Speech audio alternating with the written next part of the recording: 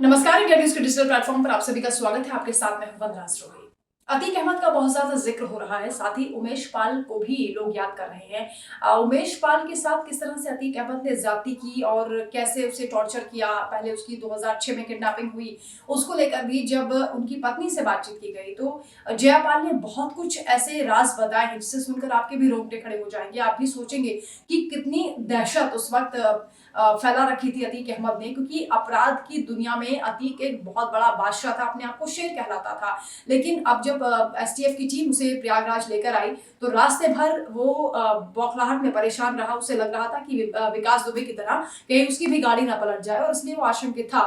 कुछ रिश्तेदार भी उसकी गाड़ी के काफिले के साथ चल रहे थे, इसी भय में कि कहीं रास्ते में उसका एनकाउंटर ना कर दिया जाए। हालांकि डरता सहमता हुआ अतीक अहमद पहुंच गया जेल की सलाखों के पीछे। प्रयागराज नैनी सेंट्रल जेल वो पहुंचा, लेकिन अतीक अहमद की दहशत की जो कहानी है, उसकी क्राइम की जो कुंडली है, वो उमेश पाल से जुड़ी हुई है। और उमेश पाल की पत्नी का ये बताना है कि 2006 में किस तरह से किडनैपिंग उमेश पाल की गई थी और उसे कैसे टॉर्चर किया गया था। हालांकि उमेश पाल ने ये बात अपने घर में नहीं बताई थी, क्योंकि राजू पाल मर्डर केस के बाद जब वो गवाह बना था, उसके बाद से ही लगातार उसे धमकियां दी जा रही थी। एक दिन शाम को अचानक वो गायब हो जाते हैं। 2-3 दिन बाद जब वो घर वापस आते हैं तो उनकी पत्नी उनको देखती है तो वो घबरा जाती है, क्योंकि कपड़े फटे हुए थे, बुरी हालत थी और खून से लथपथ थे। जब उनसे पूछा गया कि ये हालत आपकी किसने की, कहीं इसमें अतीक अहमद का नाम तो नहीं है, तो उसने अपनी पत्नी को बड़े प्यार से समझाया, क्योंकि उसकी पत्नी का ये कहना है कि वो बहुत ज्यादा हिम्मत वाले थे और डरते नहीं थे कभी भी।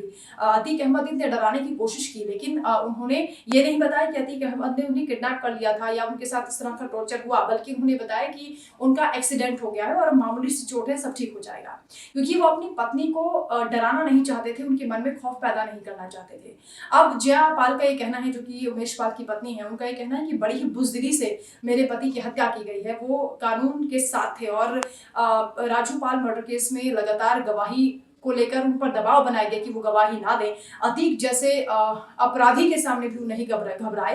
उस दास्तान को जब आज भी जयापाल सुनाती हैं तो वो वाकई भावुक हो जाती हैं उस पल को याद करते हुए, क्योंकि उन्होंने अपने पति को खोया है और पति ही पत्नी के लिए पूरी दुनिया होता है।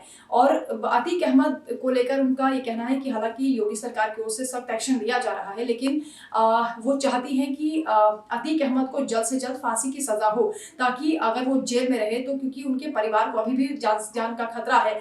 और खुद उमेश पाल की मां शांति देवी भी कह चुकी हैं कि अतीक अहमद को बहुत जल्द कड़ी से कड़ी सजा मिलनी चाहिए। अगर वो जेल में रहेगा तो हमारा परिवार भी सुरक्षित नहीं रहेगा, क्योंकि अब उसका नेक्स्ट जो टारगेट है वो उमेश पाल की पत्नी हो सकती है, उमेश पाल की मां हो सकती है, उसके परिवार का कोई भी सदस्य हो सकता है। इसलिए पूरे परिवार की ओर से मांग की जा रही है कि योगी सरकार, क्योंकि पूरे एक्शन में है और उनसे इंसाफ की उम्मीद परिवार कर रहा है, खुद मुख्यमंत्री ने क्योंकि उनसे वादा किया है कि माफिया डॉन को मिट्टी में मिला दिया जाएगा, इसलिए कार्रवाई भी तेज हो गई है। तो ऐसे में अब ये देखना होगा कि इंसाफ इस परिवार को कैसे मिलता है, अतीक के गुनाहों का हिसाब कैसे होता है।